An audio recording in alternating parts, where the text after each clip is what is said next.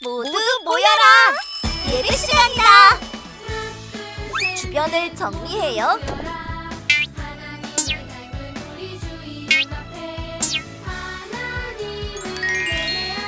성경책을 준비해요.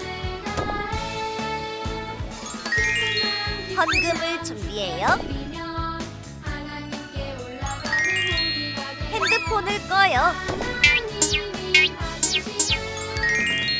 바른 태도로 예배해요.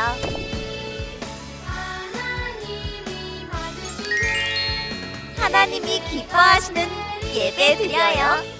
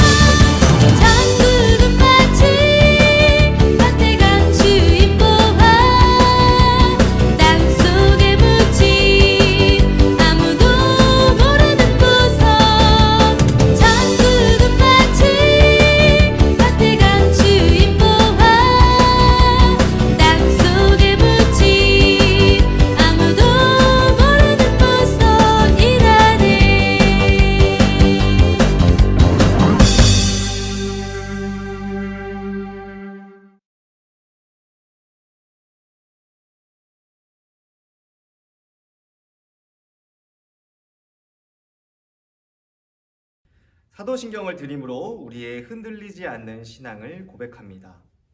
전능하사 천지를 만드신 하나님 아버지를 내가 믿사오며 그 외아들 우리 주 예수 그리스도를 믿사오니 이는 성령으로 잉태하사 동정녀 마리아에게 나시고 본디오 빌라도에게 고난을 받으사 십자가에 못 박혀 죽으시고 장사한 지 사흘 만에 죽은 자 가운데서 다시 살아나시며 하늘에 오르사 전능하신 하나님 우편에 앉아 계시다가 저리로서 산자와 죽은 자를 심판하러 오시리라. 성령을 믿사오며 거룩한 공예와 성도가 서로 교통하는 것과 죄를 사하여 주시는 것과 몸이 다시 사는 것과 영원히 사는 것을 믿사옵나이다. 아멘. 오늘 우리가 볼 하나님의 말씀은 로마서 11장 33절에서 36절까지 말씀입니다.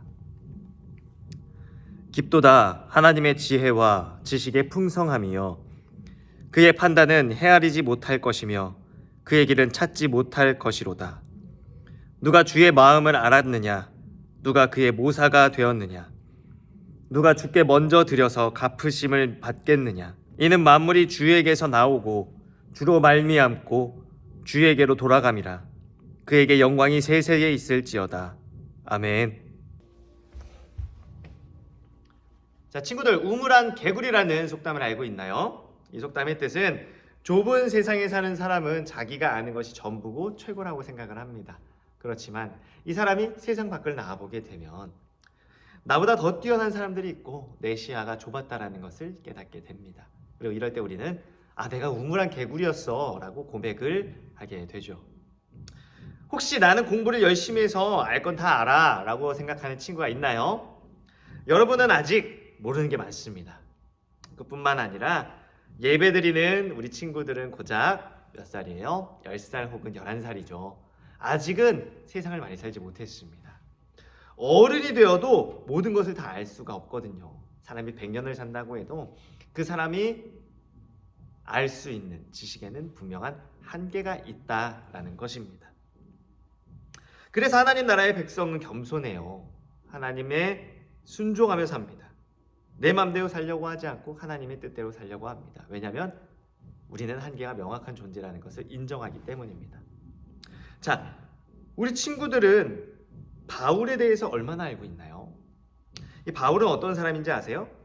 바로 바울은 이스라엘 사람, 곧 유대인이었습니다. 베냐민 지파 출신으로서 태어난 지 8일 만에 할례를 받은 사람이었어요.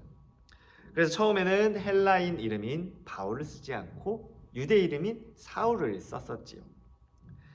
사울은 길르기아 지역의 다소라는 지역에서 태어나게 되었는데 그때부터 로마 시민권을 가졌습니다. 당시 세계 공용어였던 그리스어도 굉장히 잘했다고 합니다.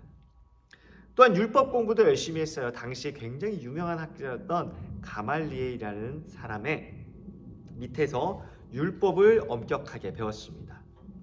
근데 그런 사울에게 눈의 가시 같은 사람들이 있었어요. 누구였냐면 바로 예수님을 믿는 그리스도인들이었습니다. 사울은 예수님이 구원자라는 사실을 부인하는 유대인이었어요. 사울의 생각에 예수님은 그저 흉악한 죄인에 불과했습니다. 그래서 이 사울은 스데반이 돌에 맞아 순교할 때 스데반이 죄가 있다고 증인을 서기도 했고요. 스데반이 죽는 것을 당연하게 여겼습니다.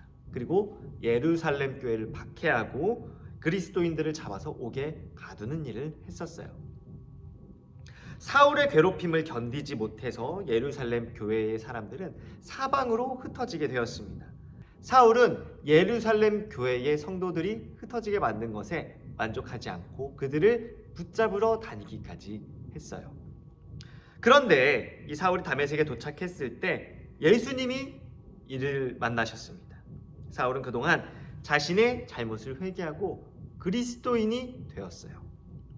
지금껏 자기가 믿고 싶은 대로 믿고 자기가 하고 싶은 대로 살았던 사울이라면 이제는 하나님의 뜻대로 살기로 결심하고 수많은 지역을 다니면서 하나님의 아들이신 그리스도를 전하는 사람으로 변하게 된 것이에요.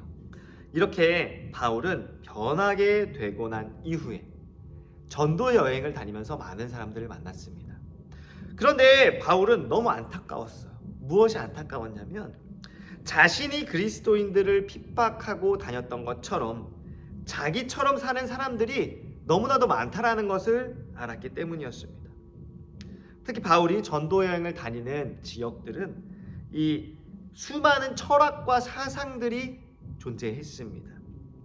특히 로마 제국의 수도 로마에는 자기 생각과 뜻에 맞는 철학과 사상을 따라서 사는 사람들이 많이 있었다라고 해요. 어떤 사람은 쾌락을 따라 살아야 한다고 말했고, 또 어떤 사람은 금욕적으로 살아야 한다라고 말했어요. 또 어떤 사람들은 신비주의를 따르는 사람들도 있었다라고 합니다. 이에 바울은 로마 지역의 교회에 보내는 편지에 이렇게 말을 했어요. 33절의 말씀인데요. 깊도다 하나님의 지혜와 지식의 풍성함이요. 하나님보다 지혜로운 사람은 존재하지 않습니다. 하나님의 지식을 뛰어넘는 철학은 존재하지 않습니다. 하나님의 지혜와 지식은 무한합니다 라고 고백을 한 겁니다. 자, 하나님은 온 세상을 만드신 분입니다. 그리고 온 세상을 다스리시는 왕이에요. 사람은 하나님의 창조물이자 하나님의 백성입니다. 사람은 고작해야 100년을 살아요. 하지만 하나님은 어떠시죠? 세상이 있기 전부터 계셨고 또 앞으로도 영원히 계실 분입니다. 유한한 사람과 무한한 하나님은 비교할 수조차 없어요. 유한한 사람이 만들어낸 불완전한 철학과 그 신들은 결코 무한하신 하나님과 비교 대상이 될 수가 없는 것이지요. 우리 친구들, 오늘 제목에 있는 주권은 무엇을 뜻하냐면 가장 중요한 권리를 말하는 겁니다. 사람들은 주권이 자신에게 있다고 해요. 나의 주권을 말해요. 내 마음대로 할 자유가 있다라고 말을 합니다. 다메섹에서 예수님을 만나 새 사람이 된 바울은 주권이 나에게 있지 않다라는 것을 알았습니다. 주권은 오직 하나님께만 있다라는 것을 알았어요. 이를 하나님의 절대 주권이다라고 표현을 합니다. 바울이 절대 주권을 가진 하나님께 이렇게 고백을 합니다. 누구도 하나님의 마음과 하나님의 판단을 알 수 없다. 우리가 하나님께 무언가를 드려서 은혜를 받는 것이 아니라 그저 하나님이 우리를 사랑하시기에 값없이 은혜를 주시는 것이다 라고 말을 해요. 여러분, 하나님이 유대한 왕이시며 또 유일하신 하나님이심을 인정하나요? 온 세상을 창조하신 하나님의 그 위대하심과 탁월하심을 인정하나요? 만물이 하나님에게서 나오고 하나님으로 말미암아 있고 하나님에게로 돌아가요. 하나님의 절대 주권을 인정하나요? 여러분은 하나님 나라의 백성으로서 하나님의 지혜와 지식을 따라 살기로 결심을 하겠나요? 사람들은 위대한 물리학자로 알버트 아인슈타인이라는 사람을 꼽습니다. 우리 친구들 아는 사람들이 있을 거예요. 근데 이 사람이 이런 말을 했다고 합니다. 이 세상에서 가장 이해할 수 없는 말은 이 세상을 이해할 수 있다라는 말이다. 이게 무슨 말일까요? 이 세상은 이해할 수 없다라는 거예요. 사람의 지식으로는 이 세상을 다 이해할 수 없다라는 겁니다. 이 알버트 아인슈타인은 정말 대단한 사람입니다. 그가 과학에서 이뤄낸 업적들은 정말 위대하지만 그것은 사람의 능력으로 한 한계가 명확한 것으로서 결국 그것도 이 세상을 다 이해할 수는 없다라는 것이. 우리 친구들, 이 세상을 알면 알수록 우리가 공부하면 공부할수록 우리는 부족함을 느끼게 됩니다. 그리고 내가 믿는 하나님의 그 크고 위대하심, 무한하심을 다시금 깨닫게 될 때 우리는 하나님의 그 절대 주권을 바라보며 겸손해질 수밖에 없는 것입니다. 여러분, 하나님 나라의 백성으로서 왕이신 하나님의 절대 주권을 인정해야 합니다. 무한하신 하나님의 풍성한 지혜와 지식을 인정해야 해요. 하나님의 절대 주권에 순종하며 나를 위해 살지 말고 하나님을 찬양하며 하나님의 영광을 위해서 사는 우리 친구들이 되기를 간절히 소망하고 축복합니다. 시작 기도하겠습니다. 하나님 감사합니다. 오늘 말씀을 통해서 바울이 자신을 위해서 살았던 삶을 뉘우치고 예수님을 만나 변화되어서 하나님을 위한 삶으로 살아가게 된 그것을 우리가 배우게 되었습니다. 우리가 바울처럼 나를 위해서 사는 것이 아니라 하나님을 위해서 사는 삶을 살게 하시고 나에게 주권이 있는 것이 아니라 하나님께 주권이 있음을 고백하며 살아갈 수 있는 우리 모든 초등부 친구들 될 수 있도록 주님께서 축복해 주세요. 예수님의 이름으로 감사하며 기도드렸습니다. 아멘. 이제는 우리 주 예수 그리스도의 은혜와 아버지 하나님의 극진하신 사랑과 성령님의 교통하심이 오늘 이 초등부 예배에 참여하여 하나님은 찬양하는 모든 초등부 친구들 한 사람 한 사람 머리 위에 영원토록 함께 계실지어다. 아멘.